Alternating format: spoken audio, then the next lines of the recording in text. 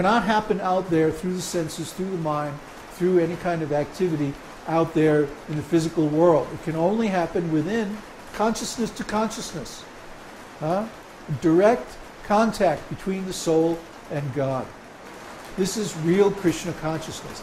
Everything else is some preliminary stage. Try to understand.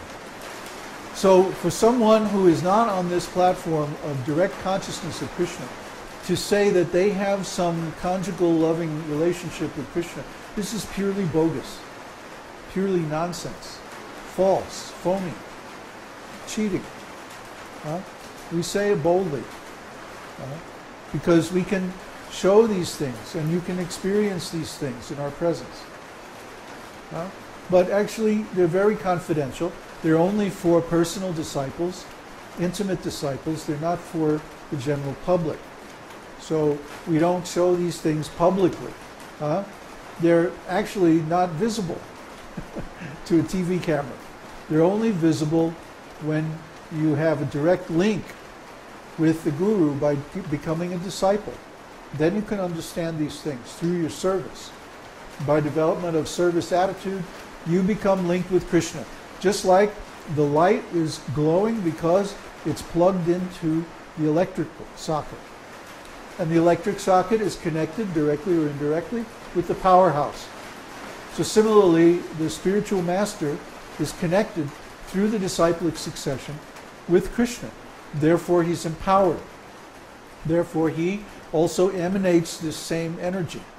The taste of serving the Guru, a bona fide Guru, is the same as the taste of contacting the Lord directly, because the Guru is connected.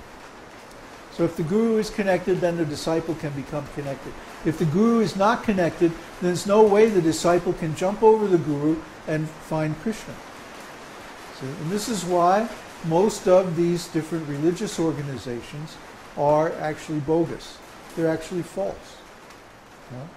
They get the disciples to serve the organization instead of serving Krishna. So we're a little bit different. We try to engage people in actual Krishna consciousness.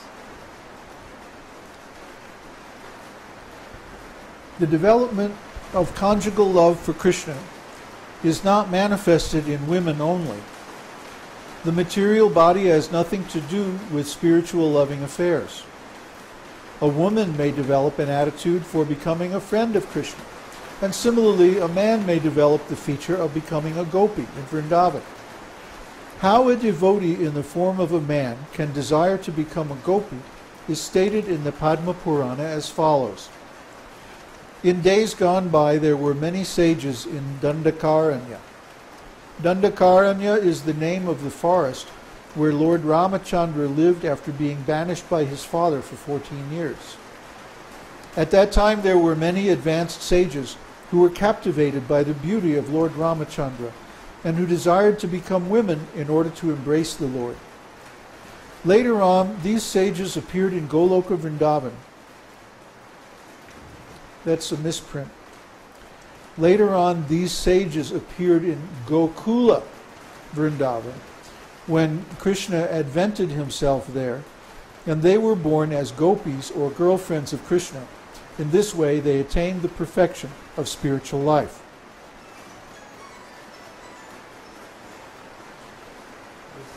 The story of the sages of Dandakaranya can be explained as follows. When Lord Ramachandra was residing in Dandakaranya, the sages who were engaged in devotional service there became attracted by his beauty and immediately thought of the gopis at Vrindavan who enjoyed conjugal loving affection with Krishna. In this instance, it is clear that the sages of Dandakaranya desired conjugal love in the manner of the gopis, although they were well aware of the Supreme Lord as both Krishna and Lord Ramachandra. You know, there's something special about these topics that attracts distractions. See, these topics are so sensitive, they're so confidential, they're so hidden, they're so esoteric, that as soon as you try to discuss them, then there will be some interruption. You can almost count on it. It used to really bother me. It doesn't bother me anymore, now I kind of expect it. They knew that although Ramachandra was an ideal king and could not accept more than one wife, Lord Krishna, being the full-fledged personality of Godhead, could fulfill the desires of all of them in Vrindavan. These sages also concluded that the form of Lord Krishna is more attractive than that of Lord Ramachandra. And so they prayed to become gopis in their future lives to be associated with Krishna. Lord Ramachandra remained silent, and his silence shows that he accepted the prayers of the sages.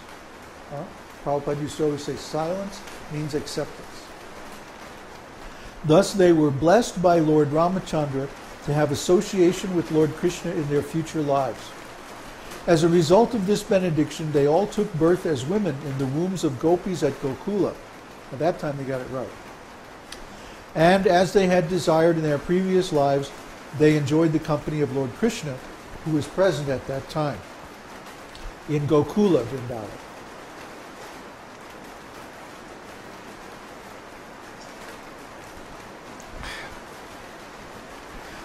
The perfection of their human form of life was thus achieved by their generating a transcendental sentiment to share conjugal love with Lord Krishna.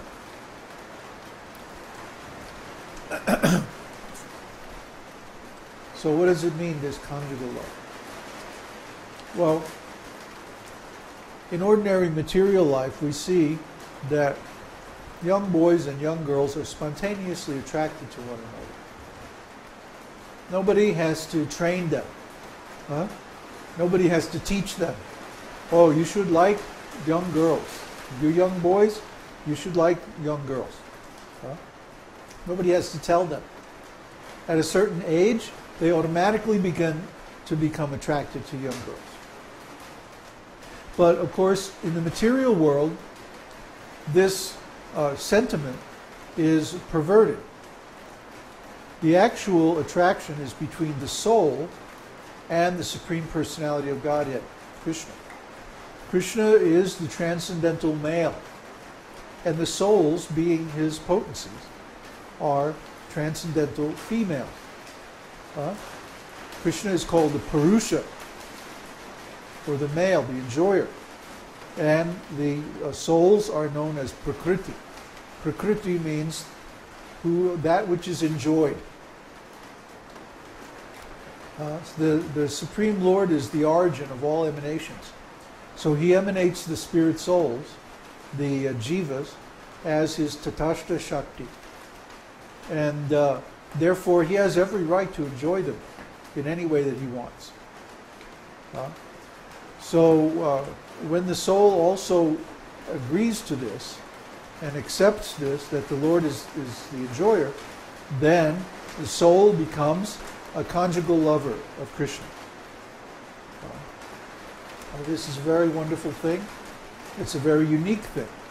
Ours is the only spiritual lineage that actually recognizes that the soul, the ordinary living entities like you and I, can become in a conjugal relationship with Krishna.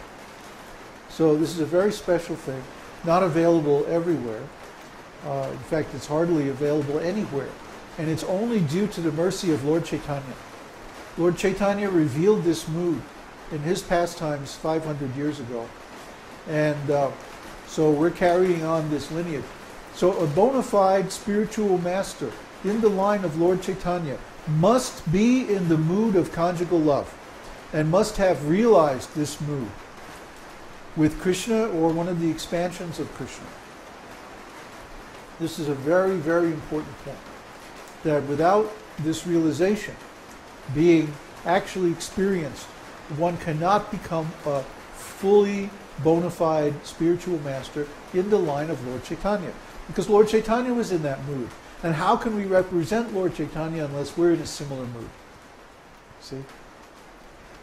So there's so many points and so many things to understand about this conjugal love. We'll be discussing it gradually more and more as we go deeper into Nectar of Devotion. The subject will come up again and again as we discuss the intricacies of the science of rasa. Rasa Tattva. So let's go on. Conjugal love is divided into two classifications, namely conjugal love as husband and wife, and conjugal love as lover and beloved. One who develops conjugal love for Krishna as a wife is promoted to Dwaraka, where the devotee becomes the queen of the Lord.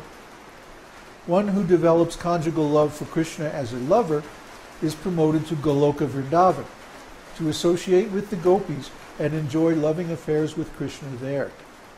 We should note carefully, however, that this conjugal love for Krishna, either as gopi or as queen, is not limited only to women. Even men can develop such sentiments, as was evidenced by the sages of Dandakaranya. If someone simply desires